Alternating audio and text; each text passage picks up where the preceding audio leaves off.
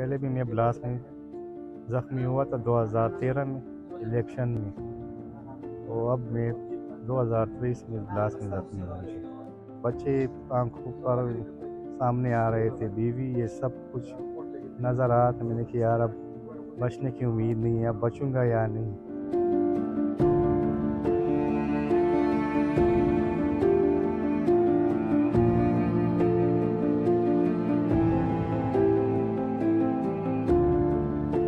तकरीबन ये 25 साल मेरा रवान है जी। इंशाल्लाह फिर भी मैं लड़ता रहूँगा, क्योंकि मैं 2008 से मैं लड़ता आ रहा हूँ इन दहशत गर्दों के खिलाफ।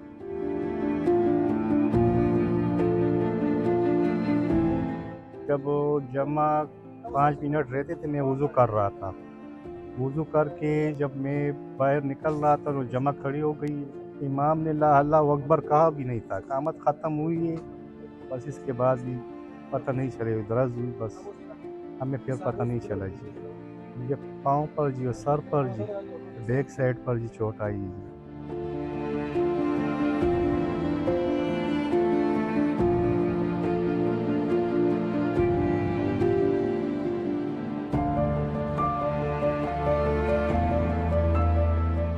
2013 में इलेक्शन था, बड़ा बेर में जी, मली खेल में। जब पुलिस स्टेशन हम पहुँचे, 5 बजे का टाइम था।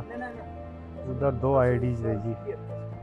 उधर बस जब हम पहुँचे तो दोनों ब्लास्ट हुए जी।